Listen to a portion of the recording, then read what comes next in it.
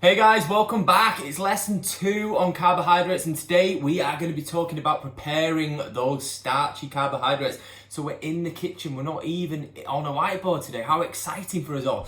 So the benefits of prepping in advance is you can do it every 3 days, you can do it once a week, but the idea being life gets busy, we get busy.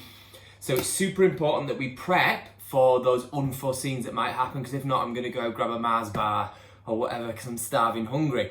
Okay, so when you're looking at your foods, you're looking at your beans and your grains and those kind of things. So you can buy those in bulk, get yourself in those sort of bargain bins, have a good route round and find yourself some dried quinoa or some beans or whatever. You can soak those bad boys overnight and then you can boil them the next day, and then you've got some preparation for those in particular. However, for some of us when we're first starting out, or if we've got super busy lives, or if we don't actually care that much, and there's no shame in that as well, you've got to recognise where you're at with your nutrition. You can do things like you can get the canned stuff in advance. Obviously you can just drain these guys off and then you can just literally just get cracking with boiling those, whatever it says on here. So boil for 2.5 minutes, for example, and then all of a sudden you've got your carbohydrates quite quickly as well. So you've got to look at it for you as well, for convenience. Obviously getting your own dry soaking is the best thing in terms of nutrient density and things like that as well, but you've got to be realistic as to where you're at the moment. So we are going to go through super quickly how fast it can be to prepare stuff. So here's one I prepared earlier. So what I've done is I've literally taken this as it is. We've got the sweet potato here. I've just washed it, basically. That's all I've done so far. So options are, so I'm going to make these super fast. So what we're going to do is just chop these up, chop them. They don't have to be perfect.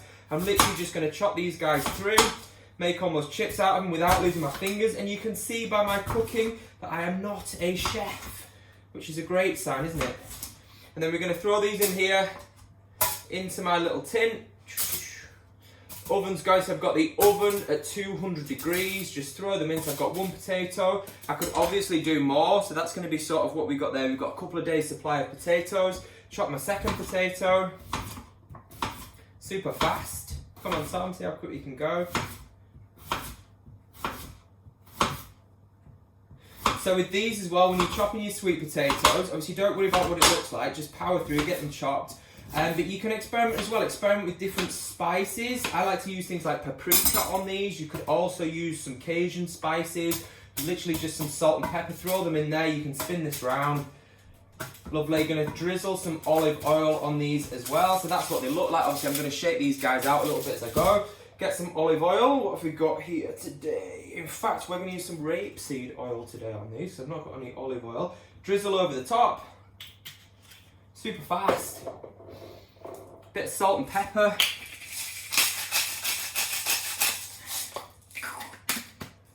Black pepper. And then I'm going to put a tiny bit of paprika over the top. And those guys can go straight in there. Voila. Just like that. I'm going to pop these straight in the oven. There we go. They're going to stay in there for sort of 40 minutes, something like that. And then you're good to go. There you go. I've just literally just prepped a carbohydrate. I can go play with William now. We're playing Imagine X today, so I'm on with that. If you guys don't want to do that, obviously you can just wash your potato. If you don't fancy chopping, even easier. Get your potato. Get some tin foil. Don't throw your tin foil out. Get some tin foil, pop it in, wrap it up, throw it in the oven. Oh.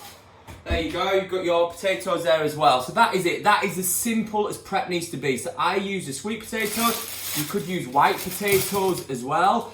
You've got your rolled oats. They could be one of your carbohydrate sources. Rolled oats, we all know porridge. You could make your porridge. Obviously you've got all your different beans, peas, lentils, rices as well. So you've got your rice, you can prepare your rice.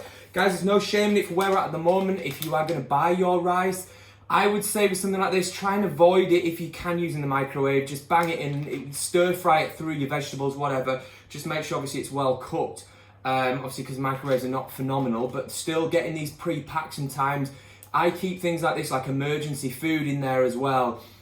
So I'm not always, sometimes you do get caught short and haven't got the time to boil some rice or whatever. So I can just bang one of these through, stir it through the vegetables with the stir fry straight off the bat. Is there anything else to cover? Obviously, we've got quinoas as well. So things to think about. You've got your rolled oats, white potatoes, sweet potatoes, beans, peas and lentils, rice, quinoa, starchy carbohydrates as well. You could get yourself some butternut squash, chop those up, beets, turnips, parsnips, those kind of things. Almost like, think like Christmas dinner, chop those up, bang them in the oven as well.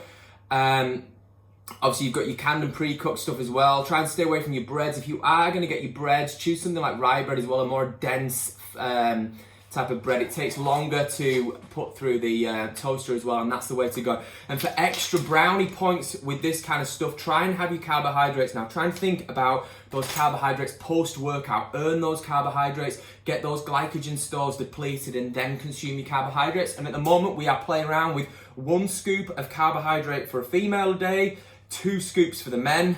So if I'm making Anna's, I'm just scooping my little hand in there. Obviously not, because it's very unhygienic.